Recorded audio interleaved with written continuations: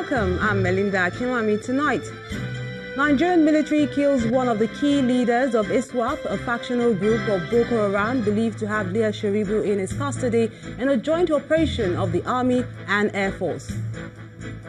Police in Benue State begin mapping flashpoints as part of measures in tackling herdsmen and farmers' crisis ahead of the dry season.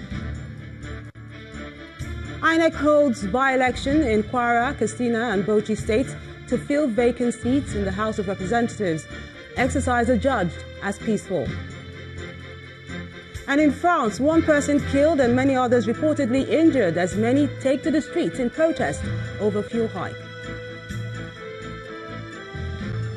On business news tonight, Central Bank of Nigeria's Monetary Policy Committee shifts its last rates decision meeting for 2018 ahead of October inflation data from the National Bureau of Statistics.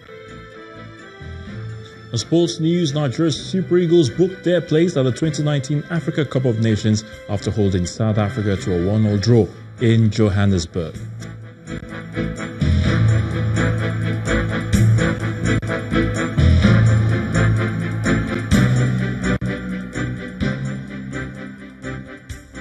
We begin tonight with what appears to be a positive result in the military's onslaught against insurgency in the country, as the Nigerian army says troops have killed a key member of a factional Boko Haram group, ISWAP.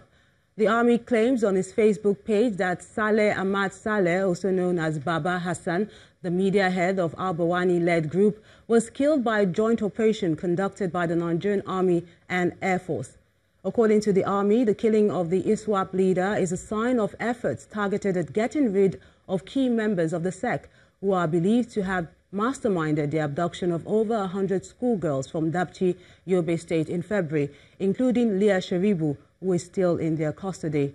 The army adds, and I quote, "It's worthy to note that the sect is directly affiliated to the Islamic State and has carried out several attacks against own troops and innocent civilians in the past. Therefore, the death of the group's media leader shows that the leadership is being targeted successfully, and soon other key members would be apprehended or neutralized." End of quote. In the meantime, the army says the leader of a new group, Al-Fadad Iyad Ghali, has also been identified and vowed to target the group using advanced technology. And as part of measures to check the violence resulting from the herders and farmers crisis, the police in Benue State say they have begun area mapping the flashpoints in the state. According to the police, the decision is informed by the research outcome of a professor of archaeology at the Ahmadu Bello University, who identified the tussle over the freshwater trough of the Benue Valley as the major cause of the crisis. The coming of the dry season witnesses an increase in attacks on farming communities as large herds move down there. For over 7 years now, the peaceful relationship that previously existed between farmers and visiting herdsmen during the dry season has broken down with violent attacks. Hundreds of lives have been lost to these conflicts and attacks in Benue State alone, properties destroyed and many families displaced. To address the problem, an interdisciplinary dialogue convened by the Nigeria Police and civil society organizations examines the origin of the conflicts. Until about 20 years ago, the thing started becoming a conflict and crisis. People would come into people's lands uninvited. They were not even taking permission to come into the places again, destroying crops. Successive governments did not take it serious. While a retired assistant commissioner of police identifies complicity on the part of the security setup, a professor of archaeology believes the conflict is driven by the freshwater trough of the Benue Valley. As the population grows up there and as the environment is very bad, it is pushing people to come in. So when these people say, give us grazing reserves, not only in Benue, in Anambra, in Uyo, in some of these southern states, what they are saying that primarily is, let us have colonies, and of course they came out. Let us have colonies where we will just go and settle in. According to organizers of the interdisciplinary dialogue, the claims by all parties will be checked, just as the police insists on holding people accountable for violating the open grazing prohibition law of 2017. There is research that is already going on in the communities to document the attacks, to verify all that have been claimed, all that have been reported in the media. So all of these will be put together, and then a report will be prepared on the situation in the Middle Belt.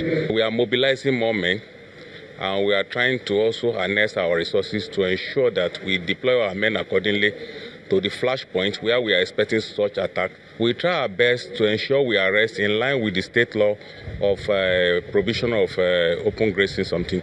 Participants believe that findings from this dialogue could be useful to the security agencies in tracking the herdsman-farmers conflict, a predictable tragedy during the dry season.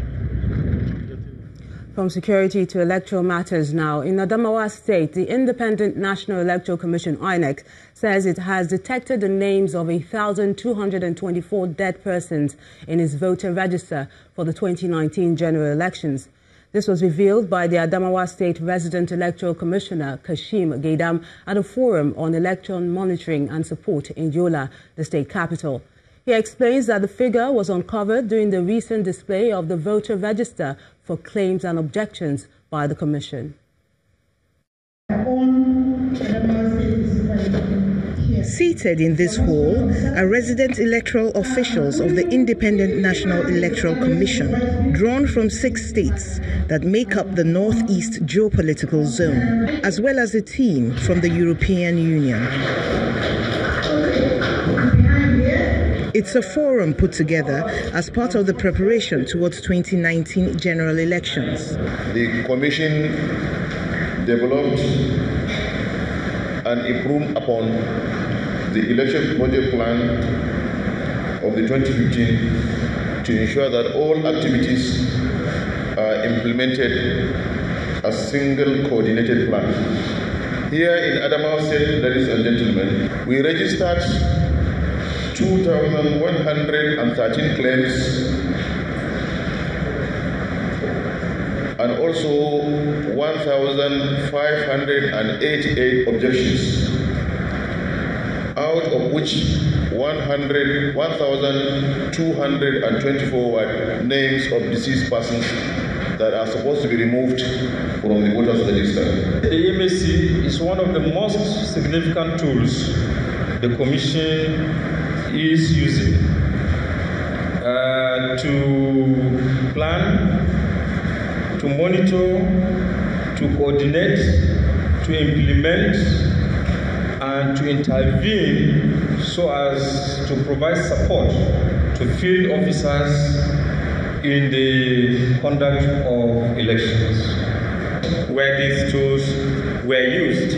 The representative of the European Centre for Electoral Support says the EU is ready to support INEC with the aim of achieving free, fair and credible elections. I can strongly believe that towards 2019 general elections, the EMSA will be a very veritable tool that will assist the Commission to achieve its objectives and also its mandate in conducting a free, fair and credible election. This workshop is the second in the series organized by INEC in collaboration with the European Union across the 6 geopolitical zones. And the Independent National Electoral Commission, INEC, conducted by-elections into 3 vacant seats in the House of Representatives today. The by-elections were conducted in Kwara, Katsina and Bauchi states, where qualified voters trooped out in their numbers to elect their new reps. It was also an opportunity for INEC to test a special plan for voters that are physically challenged in Bauchi state. As early as 8 a.m., voters trooped out to cast their votes to elect who will replace the late member of the House of Representatives, Funke Adedoyin, in the National Assembly. The election is scheduled to hold in 330 units with nearly 126,000 voters participating. The Minister of Information, Lai Mohammed, joins other eligible voters in his hometown to vote for their choice candidate. He describes the election as peaceful and impressive. I think the turnout has been impressive. The voting has been peaceful. You can see that there is no violence in this polling unit. Everybody has gone about his business, and there has been no attempt to coerce anybody. In Omuaron, the headquarters of Irepo-Odun local government area, which is also the hometown of the candidates of the APC and the PDP, the situation is the same, as the people formed long queues to exercise their franchise. But one of the leaders of the People's Democratic Party in the community laments how he was accosted by 8 truckloads of security operatives who accused him of vote buying before he was rescued. They came to me and asked that they had that some people are doing vote buying and that some people are thumb printing somewhere. Well, I told them to search everywhere. Thank God I didn't have money on me. The Independent National Electoral Commission also conducted a by-election in Katsina State to fill up the vacant seat for the Kankia Kusada Ingawa Federal Constituency following the election of the incumbent Honorable Ahmed Keita to the Senate. A total of 193,915 registered voters in the constituency are expected to choose among the leading candidates, which include the Speaker of the Katsina State House of Assembly. 11, 12, 13, 14. In Bauchi State, the people of Toro Federal Constituency also participated in the by-election to elect a lawmaker to represent them in the House of Representatives after the member representing the zone got elected into the Senate during the previous by-election. Although a low turnout of voters was recorded, persons living with disability turned out in large numbers. This may not be unconnected to the special provisions made for them by INEC in some of the polling units where special provisions were provided. People didn't really come for the voting, but it has been a very peaceful one. The process is very successful, and it's also a great opportunity to me to serve my nation as a copper and also to participate in this by-election. Only 2 political parties, the APC and the PDP, are contesting in the by-election, which will be decided by 193,000 registered voters in 408 polling units. Staying with politics, the Ogun State chapter of the All Progressives Congress, APC, has presented a 4-point request to the party's Presidential Reconciliation Committee, asking the national body to declare Mr. Adekunle Akinlade as the APC candidate for the 2019 governorship election. The state leaders made the request, as well as other demands, at a meeting held at the party's secretariat in Abeokuta, the state capital, with members of the Reconciliation Committee. To the Presidential Reconciliation Committee.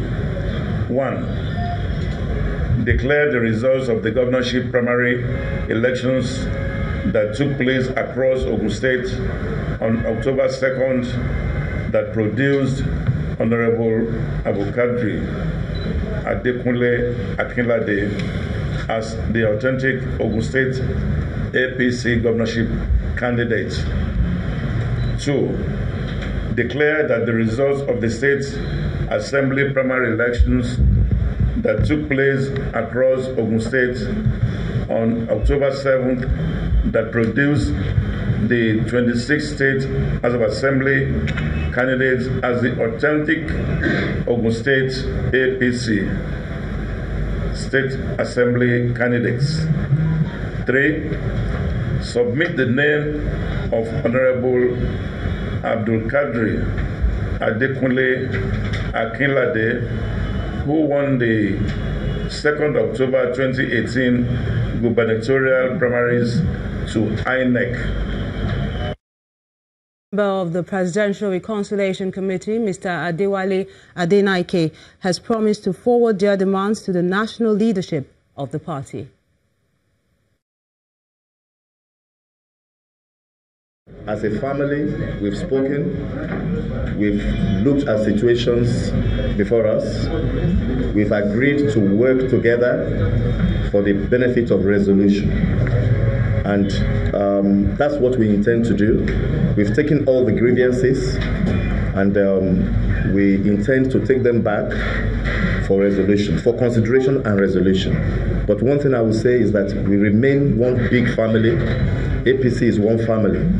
Yes, we could have a bit of discord here and there, but we are in the process of resolving them. Resolve we shall do, and our interest converges on that particular platform. In part two, after the break, we take a look at how the National Orientation Agency is poised to tackle the menace of hate speech as the embargo on presidential campaign is lifted tomorrow. We have the Director General of the NOA, Mr. Garba Abari, to examine this. Join us again.